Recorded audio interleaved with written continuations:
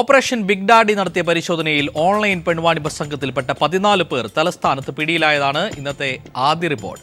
10 പുരുഷന്മാരും 4 സ്ത്രീകളും ഉൾപ്പെട്ട സംഘമാണ് പിടിയിലായത്. പിടിയിലായവരിൽ സിനിമ സീരിയൽ താരവും മോഡലുമുണ്ട്.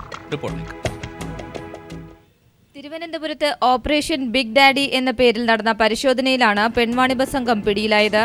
ഇടപാടിനായി 30 ലക്ഷം രൂപ വരെ ആവശ്യപ്പെട്ട സംഘത്തെ 3.5 ലക്ഷം രൂപയ്ക്ക് ഇടപാട് ഉറപ്പിച്ച് പോലീസ് തലസ്ഥാനത്ത് എത്തിക്കുകയായിരുന്നു. ബിസിനസ്സുകാരെന്ന വ്യാജേനയാണ് കരാർ ഉറപ്പിച്ചതെന്ന് ക്രൈംബ്രാഞ്ച് IG S ശ്രീജിത്ത് പറഞ്ഞു. മലയിലായവരിൽ സീരിയൽ താരവും ബംഗളൂരുവിലെ മോഡലും ഉൾപ്പെടുന്നതായും IG വ്യക്തമാക്കി. മോഡൽസിനെയും സിനിമാ നടിമാരെയും സീരിയൽ നടിമാരെയും വിദ്യാർത്ഥികളെയും ഒക്കെ സപ്ലൈ ചെയ്യുന്നു എന്ന് പറഞ്ഞിട്ട് ഒരുപാട് ഫോട്ടോകളുമൊക്കെ അപ്ലോഡ് ചെയ്തിട്ടുള്ളൊരു സൈറ്റായിരുന്നു. ആ സൈറ്റ് വെച്ചിട്ട് അവർ പരസ്യം ചെയ്തതനുസരിച്ച് നമ്മുടെ ഡീകോയ്സ് വഴി ബന്ധപ്പെട്ടിട്ട് കുറച്ച് കാലമായി 1.5 മാസത്തോളമായിട്ട് നടക്കുന്ന ഒരു ക്ലാൻഡസൈൻ ഓപ്പറേഷൻ്റെ ഭാഗമായിട്ട് ഇന്നലെ അത് അവർ പലരും സംസ്ഥാനത്തിനകത്തു നിന്നും പുറത്തുനിന്നുമൊക്കെ ഇങ്ങനെയുള്ള സ്ത്രീകളെ ട്രാഫിക് ചെയ്ത് കൊണ്ടുവന്ന് വിൽപ്പനയ്ക്ക് വേണ്ടി കൊണ്ടുവന്നിടത്തുനിന്ന് നമ്മളതിനകത്ത് 7 പേരെ നമ്മൾ റെസ്ക്യൂ ചെയ്തു. മൊത്തം 13 പ്രതികളെ നമ്മളിതിനകത്ത് ഉത്തരവാദികളായിട്ട് പിടിച്ചിട്ടുണ്ട്. അതിനകത്ത് 4 സ്ത്രീകളുണ്ട്, 10 പുരുഷന്മാരാണ്. പല നമ്മുടെ ഗ്ലാമർ ഇൻഡസ്ട്രീസ് ആയിട്ടുള്ള സിനിമ, മോഡലിംഗ്, സീരിയൽ ഇതിൻ്റെയൊക്കെ മറവിൽ ഇവരുടെ ഭാഷയിൽ പറഞ്ഞാൽ ഒരു കോംപ്രമൈസിങ് വർക്ക് എന്ന് പറഞ്ഞൊരു ജോലി നടക്കുന്നുണ്ട്. കോംപ്രമൈസിങ് വർക്ക് എന്ന് പറഞ്ഞാൽ അവരുടെ മെയിൻ ആക്ടിവിറ്റിയിൽ നിന്ന് അവർക്ക് വേണ്ടത്ര വരുമാനം കിട്ടാത്തപ്പോൾ ഈ ആർട്ടിസ്റ്റിനെയൊക്കെ ഇവർ പലതരത്തിൽ ലിയർ ചെയ്തിട്ട് ഇങ്ങനെയുള്ള വളരെ സേഫ് സോണാണ് എന്ന് ബോധ്യപ്പെടുത്തുകയും ഇനി ഇങ്ങനെ പരിചയപ്പെടുന്ന ആൾക്കാരിൽ നിന്ന് അവർക്ക് വീണ്ടും ഒരുപാട് അവസരങ്ങൾ സിദ്ധിക്കുന്നവർ പറഞ്ഞ് വിശ്വസിപ്പിക്കുകയൊക്കെ ചെയ്തിട്ടാണ് നല്ല രീതിയിലുള്ള നല്ല രീതിയെന്ന് ഞാൻ പറയുന്നതിൽ ക്ഷമിക്കണം, വേറെ വാക്കില്ലാത്തതുകൊണ്ടാണ്, മെച്ചപ്പെട്ട താരതമ്യേന ഭേദപ്പെട്ട ട്രാഫിക്കിംഗ് അങ്ങനെയാണ് നടക്കുന്നത്. വനിതാ പോലീസിൻ്റെയും നമ്മുടെ സൈബർ പോലീസ് ടീമിൻ്റെയും സഹായത്തോടു കൂടിയാണ് ഈ കേസ് ട്രാക്ക് ചെയ്തത്. പെൺകുട്ടികൾക്ക് സീരിയലുകളിലും പരസ്യങ്ങളിലും സിനിമകളിലും അവസരം കൊടുക്കാമെന്ന വാഗ്ദാനങ്ങളും പ്രലോഭനങ്ങളും നൽകിയാണ് പെൺവാണിഭ സംഘം ഇവരെ വലയിലാക്കുന്നത്. 9 പുരുഷന്മാരും 4 സ്ത്രീകളുമുള്ള സംഘത്തിൽ ഒരു വിദേശ സ്ത്രീയും ഉൾപ്പെടുന്നു. സംഘത്തിൽ നിന്നും രക്ഷപ്പെടുത്തിയ 7 പെൺകുട്ടികളെ സംരക്ഷണ കേന്ദ്രത്തിലേക്ക് മാറ്റും. ലൊക്കാൻഡോ എന്ന ഓൺലൈൻ സൈറ്റ് കേന്ദ്രീകരിച്ചായിരുന്നു പെൺവാണിഭം. സംഘത്തിൽ കൂടുതൽ പേർ ഉണ്ടോ എന്ന കാര്യം പോലീസ് പരിശോധിച്ചു വരികയാണ്. News bureau, Thiruvananthapuram. ഡൽഹിയിൽ ഭിന്നശേഷിയുള്ള 13-കാരിയെ കൂട്ടബലാത്സംഗം ചെയ്ത ശേഷം റെയിൽവേ ട്രാക്കിലേക്ക് വലിച്ചെറിഞ്ഞു. എയിംസ് ആശുപത്രിയിൽ ചികിത്സയിൽ കഴിയുന്ന കുട്ടി അപകടനില തരണം ചെയ്തിട്ടില്ല. സോണിയാഗാന്ധിയും അരവിന്ദ് കെജ്രിവാളും പെൺകുട്ടിയെ സന്ദർശിച്ചു. കിഴക്കൻ ദില്ലിയിലെ പ്രഹ്ലാദ്പൂരിൽ ഇക്കഴിഞ്ഞ 17-ാം തീയതിയാണ് ഭിന്നശേഷിക്കാരിയായ പെൺകുട്ടിയെ കാണാതാകുന്നത്. പോലീസ് അന്വേഷണം നടത്തി വരവെ അടുത്ത ദിവസം ചോരയിൽ കുളിച്ച നിലയിൽ പെൺകുട്ടിയെ സമീപത്തെ റെയിൽവേ ട്രാക്കിന് സമീപം കണ്ടെത്തി. വളരെ ചെറുപ്പത്തിൽ മാതാപിതാക്കളെ നഷ്ടമായ പെൺകുട്ടി ബന്ധുക്കളോടൊപ്പമാണ് താമസിക്കുന്നത്. നാട്ടുകാരുടെ സഹായത്തോടെ എയിംസ് ആശുപത്രിയിൽ പ്രവേശിപ്പിച്ച പെൺകുട്ടി ഇപ്പോഴും തീവ്രപരിചരണ വിഭാഗത്തിൽ ചികിത്സയിലാണ്. AICC അധ്യക്ഷ സോണിയാഗാന്ധി, ദില്ലി മുഖ്യമന്ത്രി അരവിന്ദ് കെജ്രിവാൾ എന്നിവർ ആശുപത്രിയിലെത്തി പെൺകുട്ടിയെ സന്ദർശിച്ചു. സംഭവം അന്വേഷിക്കുന്നതിൽ ദില്ലി പോലീസിന്റെ ഭാഗത്തുനിന്നും വീഴ്ചയുണ്ടായെന്ന ആരോപണം ശക്തമാണ്. പീഡന സംഭവം ദില്ലി പോലീസ് വനിതാ കമ്മീഷനെ അറിയിക്കാത്തത് ചൂണ്ടിക്കാട്ടി ദില്ലി വനിതാ കമ്മീഷൻ അധ്യക്ഷ സ്വാതി മലിവാൾ പോലീസിന് നോട്ടീസ് അയച്ചു. 2012-ലെ ദില്ലി കൂട്ടബലാത്സംഗത്തിന്റെ ആഘാതത്തിൽ നിന്ന് ഇതുവരെ മുക്തമായിട്ടില്ല രാജ്യ തലസ്ഥാനം. ഇതിനിടയിലാണ് മറ്റൊരു ഞെട്ടിക്കുന്ന പീഡനം ഉണ്ടായിരിക്കുന്നത്. News bureau, Delhi. പൂവരണി പെൺവാണിഭ കേസിൽ 6 പ്രതികൾ കുറ്റക്കാരെന്ന് കോടതി. പെൺവാണിഭ കേസിൽ 6 പ്രതികൾ കുറ്റക്കാരെന്ന് കോട്ടയം അഡീഷണൽ ജില്ലാ സെഷൻസ് കോടതി കണ്ടെത്തി. പ്രതികൾക്കുള്ള ശിക്ഷ കോടതി നാളെ വിധിക്കും. 5 പ്രതികളെ കോടതി വെറുതെ വിട്ടു. പെൺവാണിഭ കേസിൽ 1 മുതൽ 6 വരെയുള്ള പ്രതികളായ ലിസി ടോമി, ജോമിനി, ജ്യോതിഷ്, തങ്കമണി, സതീഷ് കുമാർ, രാഗി എന്നിവർ കുറ്റക്കാരാണെന്ന് അഡീഷണൽ ജില്ലാ ആൻഡ് സെഷൻസ് കോടതി കണ്ടെത്തിയിരിക്കുന്നത്. Judge K. ബാബു വിധി പറയും. പാലാ സെന്റ് മേരീസ് സ്കൂളിലെ വിദ്യാർത്ഥിനിയെ ബന്ധുവും 1-ാം പ്രതിയുമായ ലിസി ടോമി പല സ്ഥലങ്ങളിലെത്തിച്ച് പീഡിപ്പിക്കാൻ അവസരമൊരുക്കിയെന്നതാണ് പ്രോസിക്യൂഷൻ കേസ്. 2007 ഓഗസ്റ്റ് മുതൽ 2008 മെയ് വരെയുള്ള പീഡനങ്ങളെ തുടർന്ന് 14-കാരിയായ പെൺകുട്ടി എയ്ഡ്സ് ബാധിച്ച് 2008 മെയ് 5-ന് തേനി മെഡിക്കൽ കോളേജിൽ മരിച്ചു. പ്രായപൂർത്തിയാകാത്ത പെൺകുട്ടിയെ തട്ടിക്കൊണ്ടുപോകൽ, വിൽപ്പന നടത്തൽ, മാനഭംഗം, ബലാത്സംഗം തുടങ്ങിയ വകുപ്പുകളാണ് പ്രതികൾക്കെതിരെ ചുമത്തിയിരിക്കുന്നത്. Special public prosecutor N. Gopalakrishnan, ഈ കുട്ടികൾ തട്ടിക്കൊണ്ടു പോകപ്പെടുന്നത് ബന്ധുവിനാലാണ് എന്നുള്ളതാണ്. ഈ കേസിൽ ഈ കുട്ടിയുടെ അമ്മയുടെ ഏറ്റവും അടുത്ത ഫസ്റ്റ് കസിനായിട്ടുള്ള ഒന്നാം പ്രതിയാണ് ആദ്യം ഇവരിൽ നിന്ന് ഈ കുട്ടിയെ എടുത്തുകൊണ്ട് പോകുന്നത്. അപ്പോൾ ഇപ്രകാരത്തിലുള്ള ഈ പെൺകുട്ടികളെ, മൈനറായിട്ടുള്ള പെൺകുട്ടികളെ ഏത് ബന്ധുവാണെങ്കിൽ പോലും അച്ഛനമ്മമാർ സമീപത്തില്ലാതെ ആരുടെയും കൂടെ പറഞ്ഞു വിടരുത് എന്നുള്ള ആ ഒരു മെസ്സേജ് നമ്മുടെ സമൂഹത്തിൽ എല്ലാവർക്കും കൊടുക്കുന്നതിന് ഈ കേസിലെ വിധി പ്രാപ്തമാകും എന്ന് ഞങ്ങൾ വിശ്വസിക്കുന്നു. 2014 ഏപ്രിൽ 19 തുടങ്ങിയ വിചാരണ 2 വർഷം കൊണ്ടാണ് പൂർത്തിയാക്കിയത്. 12 പ്രതികളുണ്ടായിരുന്ന കേസിൽ 10ാം പ്രതി വിചാരണയ്ക്കിടെ ആത്മഹത്യ ചെയ്തു. 5 പ്രതികളെ കോടതി വെറുതെ വിട്ടു. കോടിയേരി ബാലകൃഷ്ണൻ ആഭ്യന്തരമന്ത്രിയായിരുന്നപ്പോഴാണ് പൂവരണി കേസ് അന്വേഷിക്കാൻ പ്രത്യേക അന്വേഷണ സംഘത്തെ നിയോഗിച്ചത്. News bureau, Kottayam. ജിഷ കൊല്ലപ്പെടുന്നതിന് മുമ്പ് കഴിച്ച ഭക്ഷണത്തിൽ മയക്കുമരുന്നുണ്ടായിരുന്നുവെന്ന് സംശയം. കൊലപാതകി ഭക്ഷണത്തിൽ കരുതിക്കൂട്ടി കലർത്തിയതാണെന്നാണ് സൂചന. ആന്തരിക അവയവങ്ങളുടെ രാസപരിശോധനയിലാണ് ഭക്ഷണത്തിൽ അസ്വാഭാവിക വസ്തുവിന്റെ സാന്നിധ്യം തിരിച്ചറിഞ്ഞത്. കൊല്ലപ്പെടുന്നതിന് മുമ്പ് ജിഷ കഴിച്ച ഭക്ഷണത്തിൽ മയക്കുമരുന്ന് കലർന്നിരുന്നതായാണ് സൂചന. ആന്തരിക അവയവങ്ങളുടെ രാസപരിശോധനയിലാണ് ഭക്ഷണത്തിൽ അസ്വാഭാവിക വസ്തുവിന്റെ സാന്നിധ്യം തിരിച്ചറിഞ്ഞത്. ജിഷയെ കൊലപ്പെടുത്താനായി ഘാതകൻ ഭക്ഷണത്തിൽ മുൻകൂട്ടി മയക്കുമരുന്ന് കലർത്തിയതാണെന്നാണ് അന്വേഷണ സംഘത്തിന്റെ വിലയിരുത്തൽ. പെരുമ്പാവൂരിലെ UDF നേതാവിന്റെ മകളാണ് ജിഷയെന്നും സ്വത്തുതർക്കമാണ് കൊലപാതകത്തിൽ കലാശിച്ചതെന്നുമുള്ള ആരോപണങ്ങളും ഇതിനിടെ സജീവമായി ഉയരുന്നുണ്ട്. സമീപവാസികളായ ചിലരിൽ നിന്നാണ് ഈ ആരോപണം ആദ്യമുയർന്നത്. ഇത് സംബന്ധിച്ച് മുഖ്യമന്ത്രി പിണറായി വിജയന് ജോമൻ പുത്തമ്പുരയ്ക്കൽ പരാതിയും നൽകിയിരുന്നു. കൊലയാളിയെന്ന് സംശയിക്കപ്പെടുന്നയാൾ ജിഷയുടെ വീട്ടിൽ നിന്ന് പോകുന്നത് കണ്ടെന്ന പരിസരവാസികളുടെ മൊഴിയിലെ വൈരുദ്ധ്യവും സംശയകരമാണ്. പ്രബലനായ നേതാവിനെ ഭയന്നാണ് ഇവർ വ്യക്തമായി മൊഴി നൽകാത്തതെന്നും വിവരമുണ്ട്. പുതിയ സർക്കാർ ഇപ്പോൾ അധികാരമേറ്റിട്ടുണ്ട്. അവരെടുത്തിരിക്കുന്ന തീരുമാനം വളരെ നല്ലതാണെന്ന് ഞാൻ പറയുള്ളൂ. പിന്നെ അന്വേഷണം അത് എത്ര ഉയർന്ന തലത്തിലുള്ള ഒരാളായാലും ഞങ്ങൾക്ക് വേണ്ടത് എൻ്റെ അനിയത്തിയെ കൊന്നത് ആരാണോ അയാളെ കണ്ടെത്തുക എന്നുള്ളത് മാത്രമാണ്. സംഭവ ദിവസം ജിഷയുടെ വീടിന്റെ സമീപത്ത് കണ്ട യുവാവ് ആരാണെന്നോ മുമ്പ് കണ്ടു പരിചയമുള്ള ആളായിരുന്നോ എന്ന കാര്യങ്ങളിലും വ്യക്തത വന്നിട്ടില്ല. കൊല്ലപ്പെട്ടയെന്ന് ഉച്ചയ്ക്ക് ശേഷം ജിഷ പുറത്തുനിന്ന് കൊണ്ടുവന്ന ഭക്ഷണം കഴിച്ചിരുന്നതായി നേരത്തെ കണ്ടെത്തിയിരുന്നു. ജിഷ ഭക്ഷണം കഴിക്കാൻ പുറത്തു പോവുകയോ ആരെങ്കിലും ഭക്ഷണം എത്തിച്ചു കൊടുക്കുകയോ ചെയ്തിട്ടുണ്ടാകാമെന്ന് പോലീസ് അനുമാനിക്കുന്നു. എന്നാൽ ഇക്കാര്യത്തിൽ ജിഷയുടെ അമ്മയ്ക്കും സഹോദരിക്കും വ്യക്തതയില്ല. News desk. ജിഷ വധക്കേസുമായി ബന്ധപ്പെട്ട് തനിക്കെതിരെ ഉയർന്ന ആരോപണങ്ങൾ നിഷേധിച്ച് UDF കൺവീനർ PP തങ്കച്ചൻ രംഗത്തെത്തി. കേസുമായി ബന്ധപ്പെട്ട് സാമൂഹ്യ മാധ്യമങ്ങളിൽ തനിക്കെതിരെ പ്രചരിക്കുന്ന ആരോപണങ്ങൾ തീർത്തും കളവാണെന്ന് PP തങ്കച്ചൻ പറഞ്ഞു.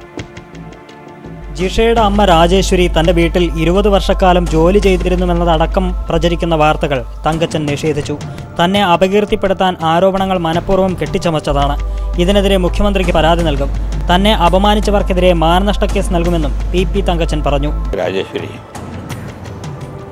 എൻ്റെ വീട്ടിൽ 20 വർഷക്കാലമായി 20 വർഷത്തിന് മേലായിട്ട് ജോലിക്ക് നിന്നിരുന്നു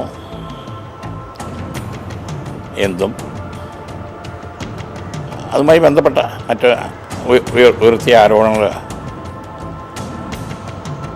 ആടെ ഞാൻ നിഷേധിക്കുക. തീർത്തും കളവാണ്. ഇനിയും ഇത് ആവർത്തിക്കാതിരിക്കാൻ ഇതിൻ്റെ പിന്നിലുള്ളവരാരാണ് എന്ന് കൃത്യമായിട്ട് മനസ്സിലാക്കാനും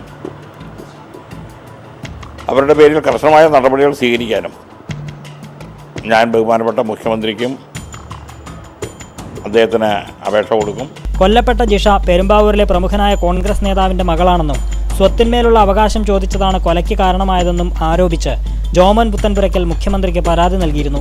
പരാതിയിൽ പറയുന്ന കോൺഗ്രസ് നേതാവ് തങ്കച്ചനാണെന്ന് പിന്നീട് സാമൂഹ്യ മാധ്യമങ്ങളിൽ വാർത്ത പ്രചരിക്കുകയും ചെയ്തിരുന്നു. ഈ സാഹചര്യത്തിലാണ് ആരോപണങ്ങൾ നിഷേധിച്ച് തങ്കച്ചൻ രംഗത്തെത്തിയത്. ആരോപണങ്ങൾ ജിഷയുടെ അമ്മയും സഹോദരിയും നിഷേധിച്ചു. News bureau, Kochi. ജിഷ കേസുമായി ബന്ധപ്പെട്ട LDF സർക്കാർ തീരുമാനങ്ങൾ സ്വാഗതാർഹമെന്ന് ജിഷയുടെ കുടുംബം. ADGP സന്ധ്യയുടെ നേതൃത്വത്തിലുള്ള അന്വേഷണ സംഘത്തിൽ പ്രതീക്ഷയുണ്ടെന്ന് ജിഷയുടെ അമ്മ പ്രതികരിച്ചു. കൊലയാളിയെ എത്രയും വേഗം പിടികൂടണമെന്നും ജിഷയുടെ അമ്മ ആവശ്യപ്പെട്ടു. മുതിർന്ന വനിതാ IPS ഓഫീസറുടെ നേതൃത്വത്തിൽ പുതിയ അന്വേഷണ സംഘം രൂപീകരിച്ച സർക്കാർ തീരുമാനത്തെ തുടർന്ന് LDFന്റെ രാപ്പകൽ സമരം അവസാനിപ്പിച്ചു. ADGP B സന്ധ്യയുടെ നേതൃത്വത്തിൽ പുതിയ അന്വേഷണ സംഘം രൂപീകരിക്കാനും ജിഷയുടെ അമ്മയ്ക്ക് പ്രതിമാസം 5000 രൂപ പെൻഷൻ നൽകാനും LDF സർക്കാരിന്റെ പ്രഥമ മന്ത്രിസഭായോഗത്തിൽ തീരുമാനമെടുത്തിരുന്നു. ജിഷയുടെ സഹോദരിക്ക് ഉടൻ ജോലി നൽകുമെന്നും 45 ദിവസത്തിനകം വീട് നിർമ്മാണം പൂർത്തിയാക്കി നൽകുമെന്നും മന്ത്രിസഭായോഗത്തിന് ശേഷം മുഖ്യമന്ത്രി പിണറായി വിജയൻ അറിയിച്ചിരുന്നു. മന്ത്രിസഭാ തീരുമാനങ്ങളിൽ സന്തോഷമുണ്ടെന്നും പുതിയ അന്വേഷണ സംഘത്തിൽ പ്രതീക്ഷയുണ്ടെന്നും ജിഷയുടെ അമ്മ രാജേശ്വരി പറഞ്ഞു. ഇന്നൊരു സെന്റ് മണ്ണൂല ആരും തന്നിട്ടില്ല. ആദ്യമായിട്ട് ഞങ്ങൾക്ക് നിധി കിട്ടുന്ന പോലെയാണ്. 100 പ്രാർത്ഥനയോടും ഇതിൽ ബന്ധപ്പെടുന്ന നിങ്ങളെ പോലെ എല്ലാവർക്കും എൻ്റെ കൊച്ചിനെ ആരാ കൊന്നതെന്ന് വെച്ചാൽ എത്രയും വേഗം പിടിക്കണം. ഇത് ചെയ്യാൻ താമസിച്ചില്ല, പക്ഷെ അവനെ ഇതുവരെ പിടിച്ചിട്ടില്ല. അത് എത്രയും വേഗം പിടിച്ച് അവനെ എനിക്കൊന്ന് എൻ്റെ മുമ്പിൽ കൊണ്ടുവരണം. എൻ്റെ കൊച്ചിനെ കൊന്നതുപോലെ എനിക്ക് ഒന്ന് ചോദിക്കണം അവൻ എന്താ ചെയ്തതെന്ന്. കേസന്വേഷണം മുതിർന്ന വനിതാ IPS ഓഫീസറെ ഏൽപ്പിച്ച സാഹചര്യത്തിൽ LDFന്റെ രാപ്പകൽ സമരം അവസാനിപ്പിച്ചു. മുതിർന്ന വനിതാ IPS ഓഫീസർക്ക് അന്വേഷണ ചുമതല കൈമാറണമെന്നതടക്കമുള്ള ആവശ്യങ്ങൾ ഉന്നയിച്ചായിരുന്നു കഴിഞ്ഞ 3 ആഴ്ചയായി LDF രാപ്പകൽ സമരം നടത്തിവന്നത്. സ്ത്രീ വിഷയത്തിൽ ആരോപണ വിധേയനായ ADGPയെ മുൻ സർക്കാർ എന്തുകൊണ്ട് അന്വേഷണ ചുമതലയിൽ നിന്ന് മാറ്റി നിർത്തിയില്ലെന്ന് സമരസമാപന സമ്മേളനം ഉദ്ഘാടനം ചെയ്ത് PK ശ്രീമതി ടീച്ചർ പറഞ്ഞു.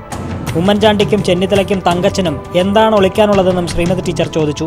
സ്ത്രീ പ്രശ്നവുമായി ബന്ധപ്പെട്ട ആരോപണം ഉണ്ടായിട്ടുള്ള ഒരു ADGPയെ മാറ്റി മറ്റൊരു വനിതാ ADGP 2 പേരുണ്ടല്ലോ മൂലക്കിരുത്തിയിട്ട്. അവർക്കൊന്നും പറ്റൂലേ? അവർ നിരവധി കേസുകൾ തെളിയിച്ചിട്ടുണ്ടല്ലോ.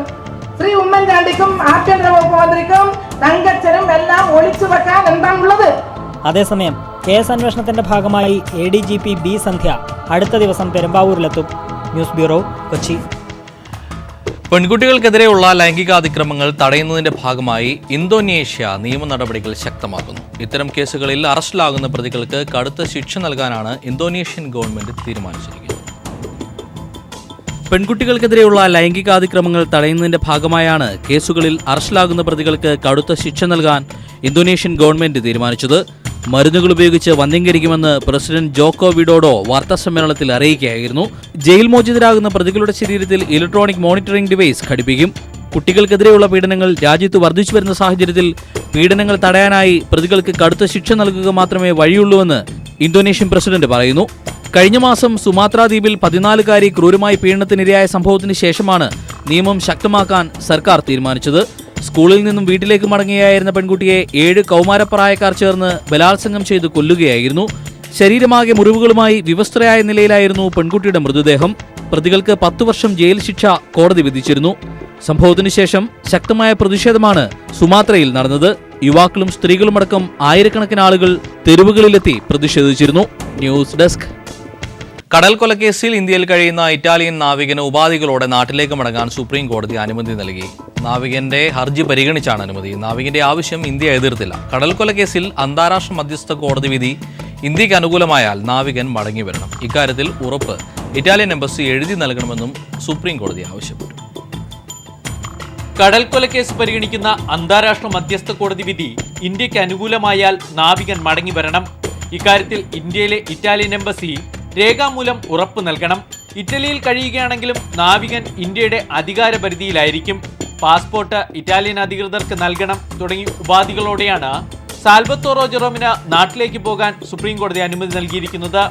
നാട്ടിലേക്ക് മടങ്ങണമെന്ന നാവികന്റെ ആവശ്യം കേന്ദ്ര സർക്കാർ എതിർത്തില്ല. മാനുഷിക വശം പരിഗണിച്ച് എതിർക്കുന്നില്ലെന്നാണ് കേന്ദ്ര സർക്കാർ സുപ്രീം കോടതി അറിയിച്ചത്. സാൽവത്തോറോ ജെറോമിനൊപ്പം കടൽ കൊലക്കേസിൽ പിടിക്കപ്പെട്ട മാസിമിലാനോ ലത്തോറയും നേരത്തെ ചികിത്സയ്ക്കായി ഇറ്റലിയിലേക്ക് മടങ്ങിയിരുന്നു. ഇയാൾക്കും ഇനി ഇന്ത്യയിലേക്ക് വരേണ്ടതില്ല. അന്താരാഷ്ട്ര മധ്യസ്ഥ കോടതി എടുക്കുന്ന തീരുമാനമാണ് കടൽ കൊലക്കേസിൽ ഇനി പ്രധാനം. 2012 കേരള സമുദ്രാതിർത്തിയിൽ വച്ചാണ് ഇറ്റാലിയൻ നാവികർ മത്സ്യത്തൊഴിലാളികളെ വെടിവെച്ചു കൊന്നത്. News bureau, Delhi. സിറിയയിൽ നിന്നും അഭയാർത്ഥികളുമായി യൂറോപ്പിലേക്ക് പോയ ബോട്ട് മെഡിറ്ററേനിയൻ കടലിൽ അപകടത്തിൽപ്പെട്ടു. അപകടത്തിൽ 5 പേർ മരിച്ചു. രക്ഷാപ്രവർത്തനത്തിനായി എത്തിയ ബോട്ട് കണ്ടതിനെ തുടർന്ന് അഭയാർത്ഥികൾ ഒരു വശത്തേക്ക് നീങ്ങിയതിനെ തുടർന്നായിരുന്നു അപകടം. റിപ്പോർട്ടുമായി ഇന്നത്തെ ക്രൈംബ്രാഞ്ച് പൂർണ്ണമാകുന്നു. നമസ്കാരം. അലൻ കുർദി എന്ന 3 വയസ്സുകാരന് ചിത്രം നൽകിയ നടുക്കം വിട്ടുമാറുന്നതിനു മുൻപാണ് കരളലിയിക്കുന്ന മറ്റൊരു ദൃശ്യങ്ങൾ ഇറ്റാലിയൻ നാവികസേന പുറത്തുവിട്ടത്. സിറിയയിൽ നിന്നും യൂറോപ്പിലേക്കുള്ള പലായനത്തിനിടെ മെഡിറ്ററേനിയൻ കടലിൽ വെച്ച് അഭയാർത്ഥികൾ സഞ്ചരിച്ച ബോട്ട് മറയുന്ന ചിത്രങ്ങളാണ് പുറത്തെത്തിയിരിക്കുന്നത്.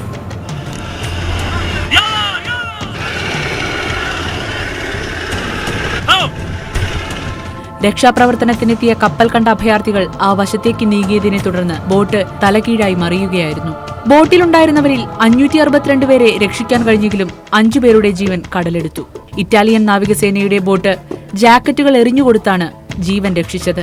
യൂറോപ്യൻ യൂണിയനും ടർക്കിയും തമ്മിൽ അഭയാർത്ഥികളെ നിയന്ത്രിക്കുന്നത് സംബന്ധിച്ച് ധാരണയിലെത്തിയതോടെ ഗ്രീസ് വഴിയുള്ള അഭയാർത്ഥി പ്രവാഹം ഏതാണ്ട് നിലച്ചമട്ടാണ്.